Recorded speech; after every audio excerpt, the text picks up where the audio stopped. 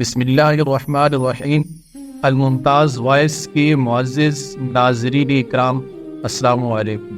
دوستو، آج ہم آپ کے سامنے بیان کرنے جا رہے ہیں اللہ کے حبیب آقا دو جہاں حضرت محمد صلی اللہ علیہ وآلہ وسلم کو اللہ سبحانہ وتعالی نے بے شمار ایسے خصائص و فضائل عطا فرمائے کہ جو آپ صلی اللہ علیہ وآلہ وسلم سے پہلے مخلوق میں کسی کے حصے میں نہ۔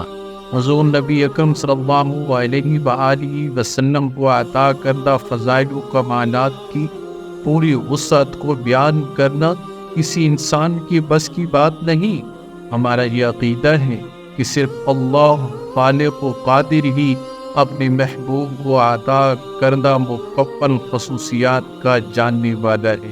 ناظرین گرامی، جس طرح نبی محترم صلی اللہ علیہ وآلہ وسلم کو عطا کردہ تمام خوبیوں میں کمال حاصل تھا، اسی طرح اللہ جل شانہ نے اپنے محبوب نبی اکرم صلی اللہ علیہ وآلہ وسلم کو لا محدود جسمانی طاقت عطا فرمائی۔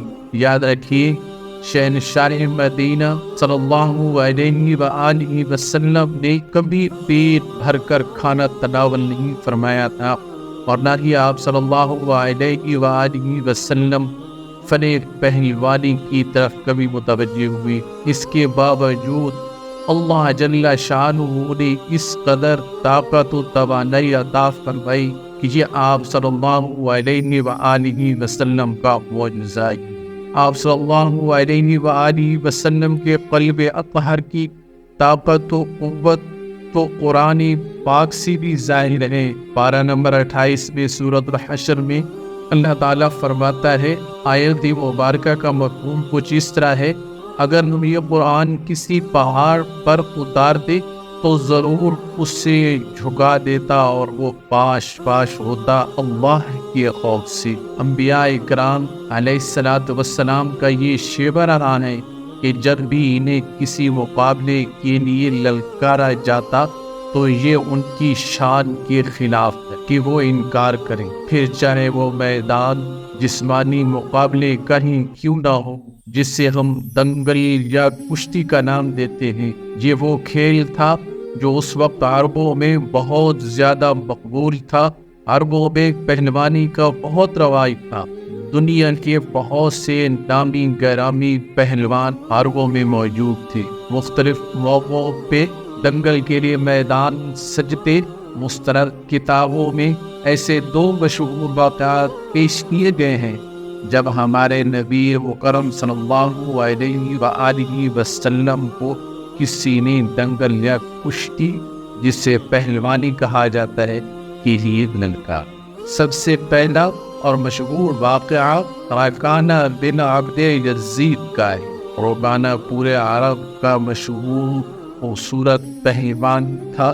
یہ ایک نامی گرامی پہلوان تھا اور ہر سو اس کی پہلوانی کے چرچے۔ وہ پوری دنیا میں پہلوانی کے مقابلے کے لیے جایا کرتا تھا۔ مکہ میں کوئی ایسا شخص نہیں تھا جسے رکانہ نے پہلی ہی بار بھی جیت نہ کیا ہو، اور جب رکانہ کسی کو پٹخ دیتا تو وہ دوبارہ اٹھنے کے قابل نہ رہتا۔ ایک دن ابو جہل اپنے کچھ ساتھیوں کو لے کر رکانہ کے پاس گیا اور اسے اپنے گھر کھانے کی دعوت پر بلایا۔ رکانہ جب ابو جہل کے گھر دعوت پر آیا، اس نے خوب اس کی عزت کی، اور ابو جہل اپنے دوستوں کے ساتھ مل کر رکانہ کو سانے لگا۔ محمد بن عبداللہ نے ایک نیا دین پیش کیا ہے جس کی تبلیغ سے وہ باز نہیں آ رہے، کیا تو اس بارے میں کچھ کر سکتے ہو؟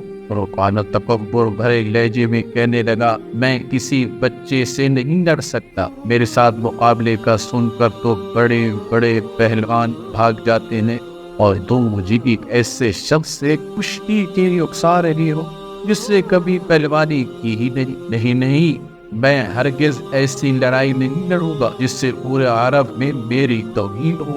اس نے اکسانے والے آدمیوں کی بات نہ مانی، کیونکہ وہ کسی پہلوان کو اپنے برابر سمجھتا ہی نہیں تھا، اور خاص کر مکہ میں تو بالکل بھی نہیں۔ مسلمانوں کے دشمن خاموش ہو گئے، لیکن سوچتے رہے کہ آخر کیسے روکانا کو ایسے مقابلے کے لیے راضی کیا جائے، محمد صلی اللہ علیہ وآلہ وسلم کو اس مقابلے میں ہرا کر مسلمانوں کے سر جھکا دیے جائیں۔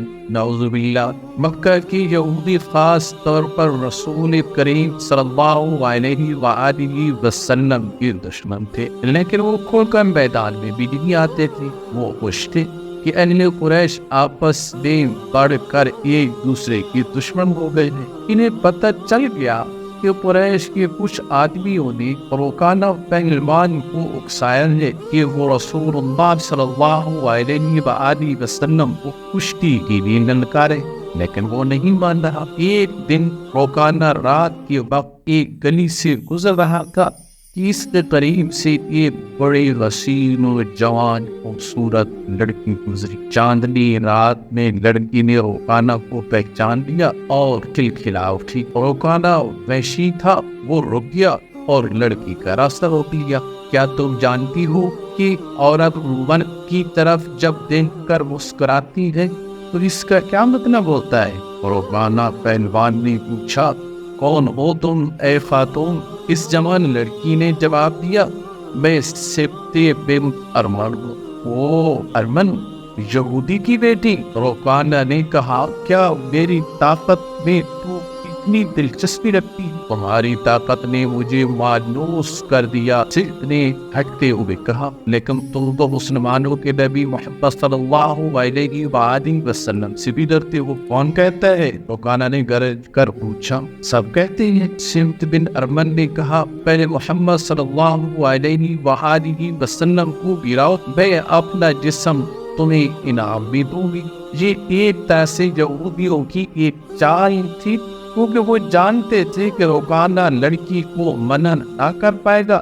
روکانہ اس خوبصورت حسینہ سے کہنے لگا، مجھے لات و عزا کی قسم، اب میں محمد صلی اللہ علیہ وآلہ وسلم کو ہرا کر ہی تمہارے سامنے آؤں گا۔ ابن ہشام، علامہ ابن الاسیر اور امام زرقانی لکھتے ہیں، روکانہ سیدھا حضرت محمد صلی اللہ علیہ وآلہ وسلم کے پاس پہنچا اور کہنے لگا، آپ بڑے دل اور بڑی جرأت والے آدمی، میں یہ بھی جانتا ہوں کہ تم جھوٹ نہیں بول اور جھوٹوں سے نفرت بھی کرتے ہو، لیکن مرد کی جرأت اور صداقت کا پتہ تو اکھاڑا میں چلتا ہے۔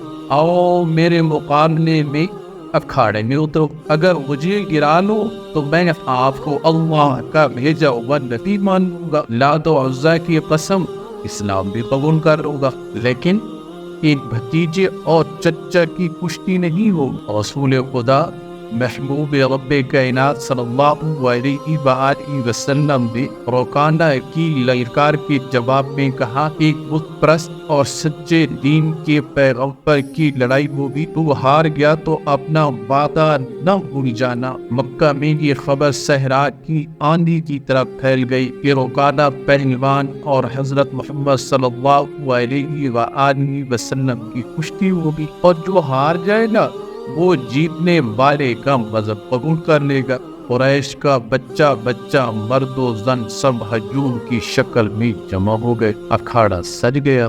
ناظرین گرامی، مسلمانوں کی تعداد اس وقت کم تھی، اس لیے وہ تلواروں اور بچیوں سے مسلح ہو کر کھاڑے میں پہنچ گئے۔ اگر کفار مکہ نے کوئی سازش کی یا مقابلہ میں رکاوٹ ڈالی تو نبی مکرم صلی اللہ علیہ وآلہ وسلم کے ساتھ شانہ بشانہ کھڑے ہو جائیں گے۔ عرب کا سب سے زیادہ طاقتور اور وحشی پہلوان روکانہ بن عبد یزید رسول کریم صلی اللہ علیہ وآلہ وسلم کے مقابلے پر اس نے حضور نبی اکرم صلی اللہ علیہ وآلہ وسلم پر تنزیہ نظر ڈالی اور آپ صلی اللہ علیہ وآلہ وسلم پر تھپکی کسی۔ محبوب کبریا صلی اللہ علیہ وآلہ وسلم مکمل خاموش اور اطمینان سے روکانہ کی آنکھوں میں آنکھیں ڈال کر دیکھتے رہے، وہ بے خبری میں کوئی دو نہ کھیل جائے۔ روکانہ آپ صلی اللہ علیہ وآلہ وسلم کی گرد یوں گھوما اور اپنا دو کھیلنے کے لیے تیار ہوا جیسے ایک ماہر کھلاڑی کرتا ہے۔ فارغ مکہ اللہ کے رسول صلی اللہ علیہ وآلہ وسلم اور مسلمانوں پر آوازیں کس رہے تھے، مذاق اڑا رہے تھے، جبکہ مسلمان خاموش، وہ دل میں اللہ سبحانہ و تعالی کی کبریائی بیان کر رہی تھی اور اس کی ذکر میں بہہ تھے۔ مسلمانوں نے اپنی تلواروں کی دستوں پر ہاتھ رکھے ہوئے تھے، پھر نہ جانے کیا ہوا کہ رسول اکرم صلی اللہ علیہ وآلہ وسلم نے کیا دو کھیلا۔ ابن الاسیر کہتے ہیں کہ آپ صلی اللہ علیہ وآلہ وسلم نے رکانہ کو اٹھا کر زمین پر پٹک دیا۔ رکانہ زخمی شیر کی طرح اٹھا اور غرام کر آپ صلی اللہ علیہ وآلہ وسلم پر حملہ آور ہوا۔ آپ صلی اللہ علیہ وآلہ وسلم نے پھر وہی دو کھیلا اور اسے پٹک دیا۔ وہ اٹھا تو آپ صلی اللہ علیہ وآلہ وسلم نے اسے تیسری بار پٹخا۔ بھاری بھرکم جسم 3 بار پٹخا گیا تو کشتی جاری رکھنے کے قابل نہ رہا۔ رکانہ سر جھکا کر کھڑے سے باہر نکل گیا۔ ہجوم پر سناٹا طاری ہو گیا۔ مسلمان ننگی تلواریں اور برچھیاں ہوا میں لہرا کر تکبیر بلند کر رہے تھے۔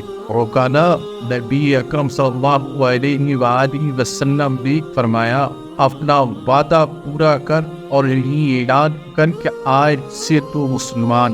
رکانہ نے قبول اسلام سے صاف انکار کر دیا اور پھر فتح مکہ کے دن اسلام قبول کر لیا۔ اس میں بعض مورخین نے لکھا ہے کہ رکانہ نے کشتی والے دن ہی اسلام قبول کر لیا تھا اور کہا تھا کہ جس ہستی نے مجھے ہرایا ہے یہ کوئی عام آدمی نہیں ہو سکتی، بے شک یہ اللہ ہی کے پیارے نبی ہیں۔ اس طرح امام زرقانی بیان کرتے ہیں کہ ابو الاسود اتنا بڑا طاقتور پہلوان تھا کہ وہ ایک چمڑے پر بیٹھ جاتا تھا اور 10 پہلوان اس کھینچتے تھے تاکہ وہ چمڑا اس کے نیچے سے نکل، مگر وہ چمڑا پھٹ کر ٹکڑے ہو جانے کے باوجود اس کے نیچے سے نہیں نکل پاتا۔ اس نے بھی بارگاہ اقدس میں آ کر چیلنج کیا، اگر آپ صلی اللہ علیہ وآلہ وسلم مجھے کشتی میں بچھاڑ دے تو میں مسلمان ہو جاؤں گا۔ حضور نبی اکرم صلی اللہ علیہ وآلہ وسلم اس سے کشتی لڑنے کے لیے کھڑے ہو گئے اور اس کا ہاتھ پکڑتے ہی اس کو زمین پر بچھاڑ دیا۔ تو آپ صلی اللہ علیہ وآلہ وسلم کی اس طاقت نبوت پہ حیران ہو کر فوراً ہی مسلمان ہو گیا۔ اللہ کریم ہمیں اپنی اور اپنے پیارے حبیب کی سچی محبت عطا فرمائے اور بروز قیامت ہمارے حساب بھی نرمی فرمائے اور حوض کوثر بھی ہمیں شفاعت سے بہرہ مند فرمائے۔ اگر آپ کو ہماری یہ ویڈیو پسند آئی ہے تو آپ نے دوستوں کو آگے شیئر بھی کروا دیں۔ جزاک اللہ۔